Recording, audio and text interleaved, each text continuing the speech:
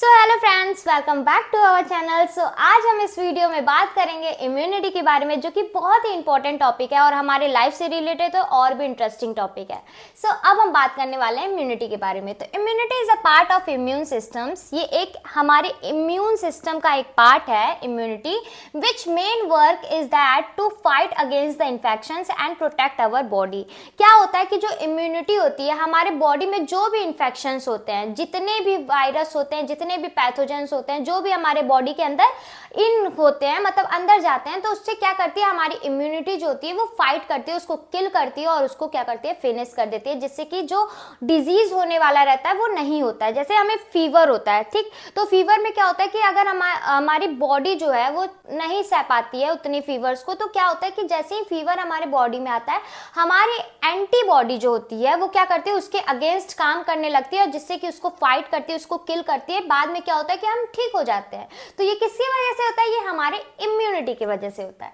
तो क्या होता है कि all organisms have defence mechanisms, मतलब जो भी जितने भी ऑर्गेनिजम्स है उनके पास खुद को बचाने के लिए उनका एक मैकेनिज्म्स है, that protect from the pathogens organism, जो कि क्या करते हैं प्रोटेक्ट करते हैं, किससे प्रोटेक्ट होते हैं? पैथोजेंस ऑर्गेनिज्म से, ठीक। All over ability of organisms to fight against the pathogens, और इनके पास एबिलिटी होती है जिससे कि वो फाइट कर सके, किल कर सके पैथोजेंस को, ठीक।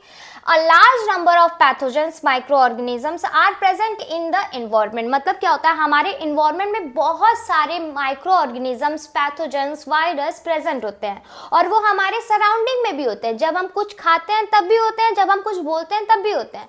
तो ये क्या होता है कि ये हमारे बॉडी से कंटिन्यूअसली इंटरेक्ट होते हैं। मतलब क्या है? In the environment that continuously interact our body, और जिससे कि क्या होता है अगर वो हमारे बॉडी के अंदर चले जाते हैं, जिससे कि क्या होता है इन्फेक्शन कॉज होता है, जिससे कि हम बीमार होने लगते हैं, हमें खांसी आने लगती है, हम सर्दी हो जाती है। तो ये सब क्या होते हैं? ये सब पैथोजेंस के ही थ्रू होते हैं। फिर अब हम बात करते हैं there are different types of immunity. मतलब जो इम्यूनिटी है उसमें बहुत तरह की इम्यूनिटी पाई जाती है।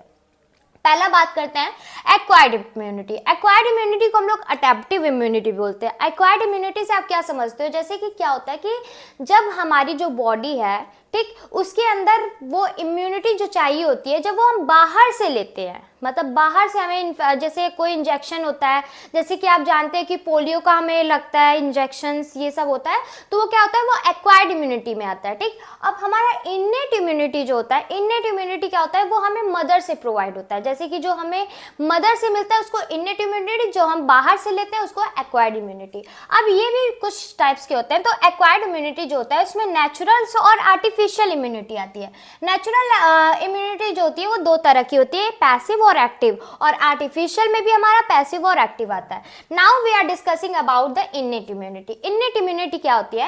It is the non specific type of defence. इसका मतलब क्या है कि ये क्या होता है कि जो भी जितने भी पैथोजेंस होते हैं, ठीक।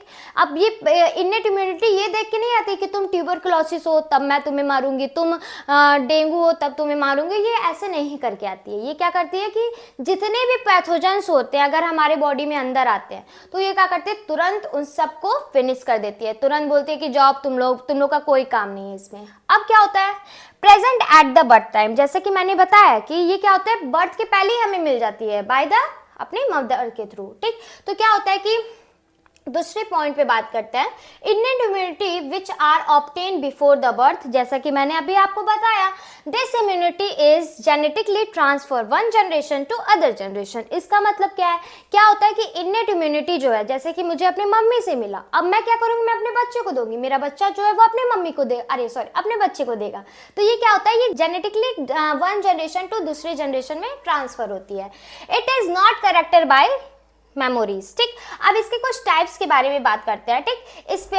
स्पीसीज इम्यूनिटी होती है, राइकल इम्यूनिटी होती है, इंडिविजुअल्स इम्यूनिटी होती है, बहुत सारी इसके टाइप्स होते हैं इन्नेट इम्यूनिटी के। अब ये क्या है कि ये पॉइंट तो हमने बात किया इम्यूनिटी के बारे में। अब हम दूसरे वीडियो में बात करेंगे इन्नेट इम्यूनिटी के बारे में, अडेप्टिव इम्यूनिटी के बारे में, और उसके जितने भी नेचुरल, आर्टिफिशियल जितने भी चीजें होती हैं उन सब की वीडियो में बात करेंगे।